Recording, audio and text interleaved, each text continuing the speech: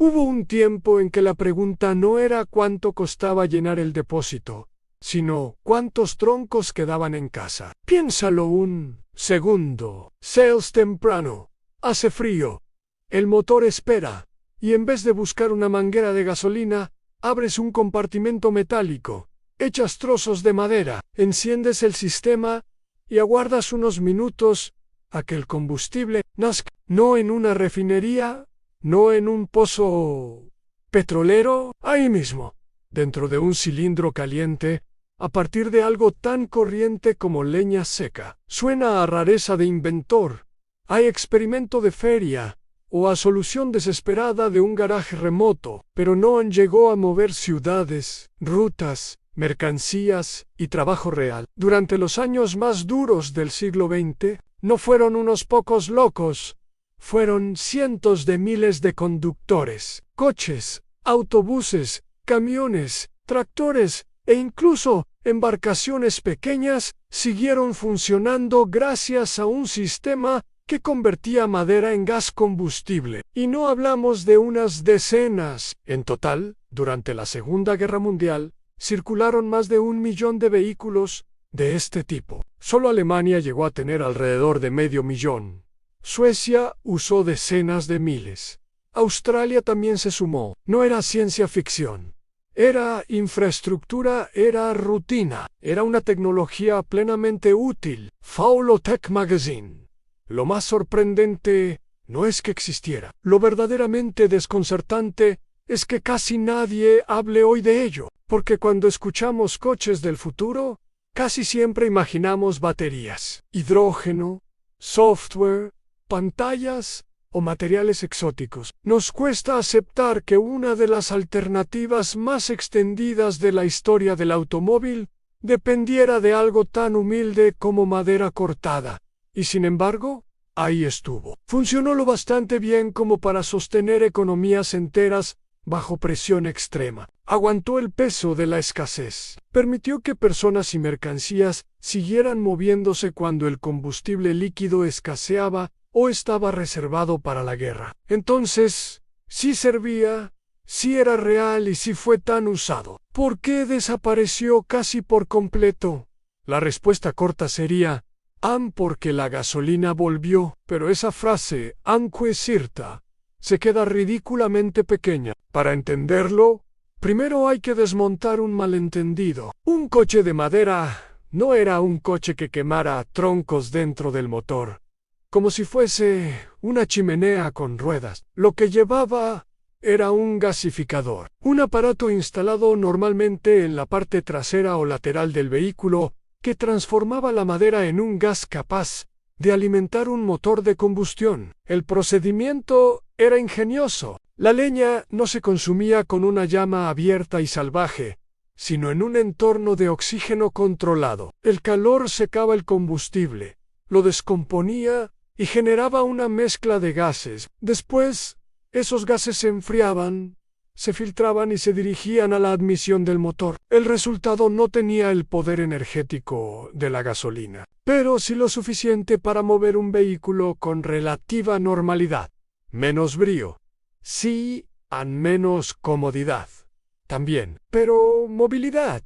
Al fin y al cabo, lo fascinante es que la idea no nació de la guerra. Venía de antes, mucho antes. La gasificación formaba parte de una tradición tecnológica anterior al dominio absoluto del petróleo. En el siglo XIX ya se conocían procesos para convertir combustibles sólidos en gases utilizables. Las ciudades se iluminaron durante décadas gracias a gases producidos industrialmente a partir de carbón u otras materias orgánicas. Es decir, la humanidad ya sabía convertir sólidos en gas y usar ese gas como fuente práctica de energía. Lo revolucionario fue llevar ese principio a vehículos en movimiento. Ahí aparece un nombre clave, George Simbert, el ingeniero que ayudó a convertir esta idea en una solución viable para uso móvil. Su sistema se produjo comercialmente desde 1931.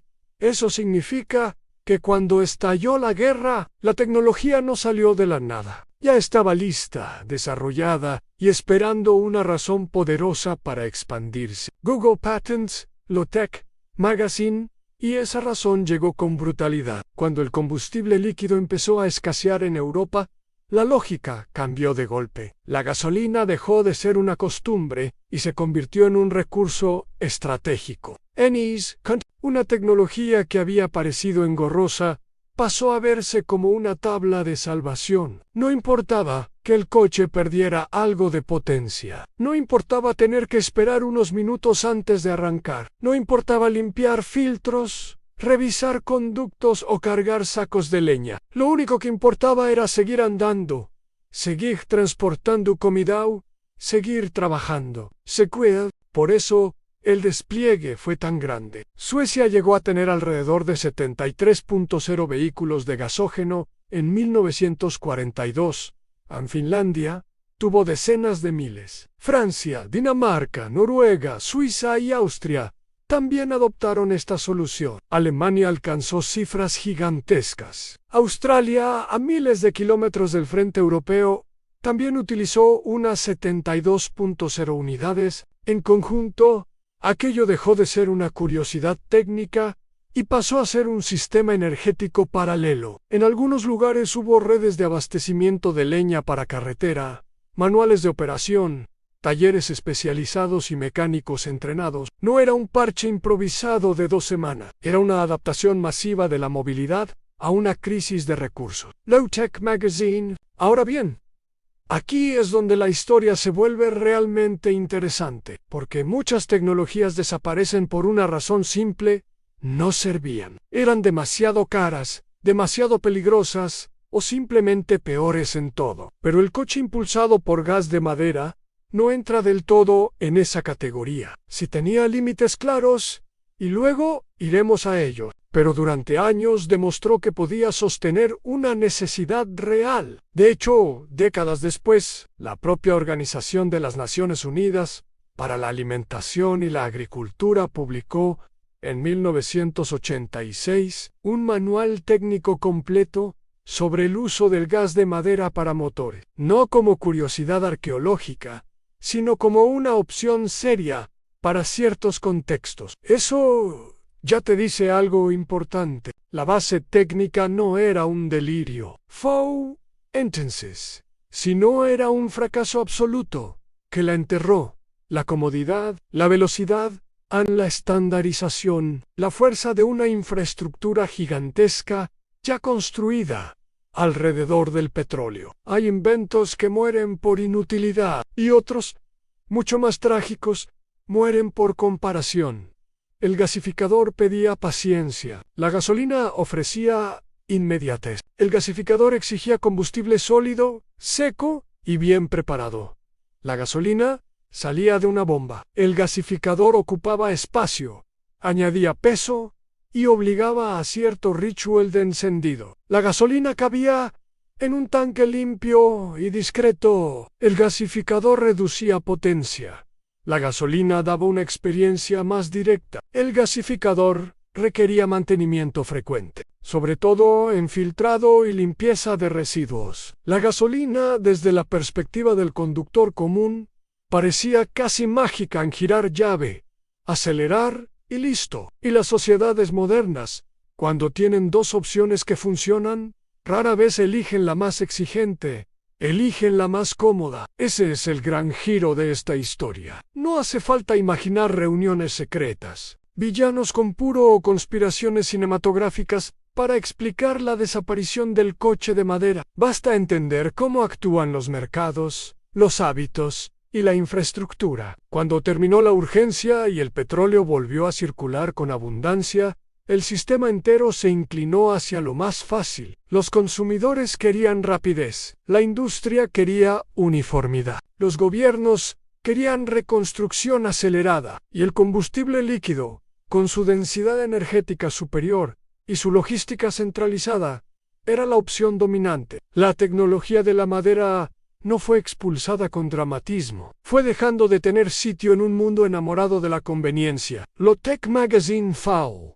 Eso no significa que fuera perfecta. Sería un error romantizarla. El gas de madera tiene problemas reales. El primero es físico, contiene menos energía útil por volumen que los combustibles convencionales. Eso se traduce en una pérdida de potencia. El segundo es operativo. El sistema no puede tratarse como una caja negra. Hay que entenderlo, atenderlo y mantenerlo. El tercero es práctico. La autonomía y la experiencia de uso dependen mucho del combustible, de la calidad del filtrado y del diseño del gasificador. Y el cuarto es la seguridad. En cualquier sistema que maneja monóxido de carbono exige cuidado serio, ventilación adecuada y conocimientos básicos. No es un juguete ni una moda estética retro, FAO, pero incluso aceptando todo eso, sigue en pie la pregunta que pica como una astilla bajo la piel.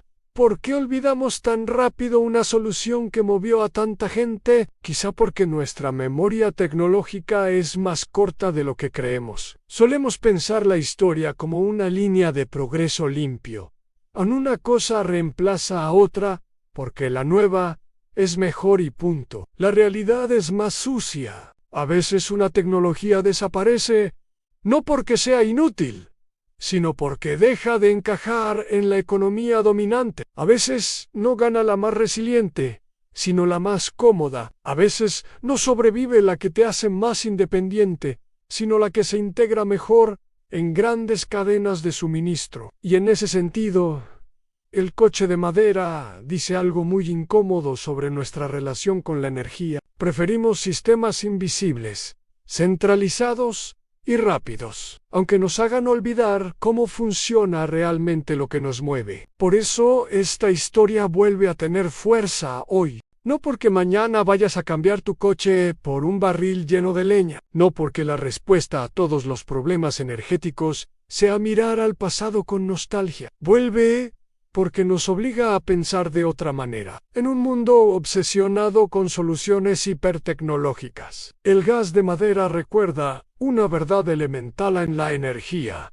No siempre tiene que llegar desde lejos. A veces puede generarse con recursos locales, con ingeniería relativamente comprensible y con materiales modestos. Eso no convierte a la gasificación en sustituto universal de la gasolina, del diésel o de la movilidad eléctrica, pero sí la convierte en una lección potentísima sobre autonomía, adaptación y contexto. De hecho, donde esta idea resulta más sugerente hoy, quizá no sea en el coche familiar del día a día, sino en aplicaciones estacionarias o rurales. El propio manual de la FAO analiza usos para generación mecánica y eléctrica, incluidos pequeños sistemas de potencia. Ahí la pérdida de comodidad pesa menos, y la disponibilidad de biomasa local puede cambiar por completo la ecuación. Un sistema estacionario no tiene que preocuparse por baches, aceleraciones o espacio en un maletero. Puede optimizarse con más calma y servir en contextos donde transportar combustible líquido es caro o inestable. Es decir, la tecnología no solo pertenece al pasado, también puede tener nichos racionales en el presente. FAO, y ahí aparece la parte más humana de toda esta historia. Durante décadas, nos vendieron la idea de que avanzar era simplificar hasta olvidar el mecanismo, pulsar un botón, llenar un depósito, a no pensar. Pero cuando una sociedad pierde por completo la comprensión de cómo obtiene energía, también pierde margen de maniobra, se vuelve dependiente de cadenas largas, frágiles y lejanas. El gasificador, con toda su incomodidad, representa lo contrario: entender el proceso, aceptar el esfuerzo y recuperar cierto control. No es tan seductor como una campaña publicitaria brillante. No huele a futuro pulido, huele a metal caliente, a serrín, a trabajo. Quizá por eso incomoda tanto, porque nos recuerda que hubo otra forma de resolver un problema enorme con recursos inmediatos y conocimiento práctico. Imagina por un momento a un conductor de 1943. No está pensando en innovación disruptiva ni en sostenibilidad. Solo quiere llegar. Lleva detrás un aparato voluminoso, una carga de leña y probablemente las manos sucias. Su sistema no es elegante. No es perfecto. En medio de la escasez, eso lo cambia todo. Ese conductor no ve una reliquia, ve libertad de movimiento, ve continuidad, ve la diferencia entre quedar separado y seguir adelante. Ahora vuelve al presente. Tenemos más tecnología que nunca, pero también más dependencia que nunca, y por eso esta vieja idea casi olvidada golpea con tanta fuerza, no porque debamos copiarla tal cual, sino porque nos obliga a preguntar cuántas soluciones útiles hemos dejado atrás, simplemente porque eran menos cómodas, menos rentables para las grandes infraestructuras o demasiado difíciles de empaquetar como consumo masivo. Esa es, en el fondo, la verdadera razón por la que el coche de madera desapareció. No porque fuera un engaño, no porque fuese pura locura, no porque jamás sirviera. Desapareció porque el mundo que vino después de la guerra apostó por un combustible más denso, más rápido, más fácil de distribuir y mucho más compatible con una economía que quería velocidad, escala y hábito. La madera no podía competir en esa carrera de comodidad, y cuando una tecnología deja de ser cómoda, la historia suele tratarla como si nunca hubiera sido importante. Pero Sedlow Few fue importante para quienes siguieron transportando alimentos, para quienes mantuvieron talleres abiertos, para quienes no podían permitirse quedarse quietos. Fue importante para países enteros en un momento límite. Y quizá vuelve a ser importante hoy, no como sustituto total del sistema actual, sino como recordatorio de algo esencial. La innovación no siempre consiste en inventar algo nuevo. A veces consiste en redescubrir una idea olvidada y mirarla sin prejuicio. Así que la próxima vez que alguien te diga que todo futuro energético depende de tecnologías cada vez más complejas, recuerda, hubo una época en la que más de 1 millón de vehículos siguieron en marcha gracias a troncos, acero, calor y química bien entendida. Desapareció no porque fuera imposible, sino porque el mundo prefirió otra cosa. Y eso cambia por completo la pregunta. La pregunta ya no es si un coche puede funcionar con madera. La pregunta es cuántas ideas desaparecen, no cuando fracasan, sino cuando dejan de ser convenientes.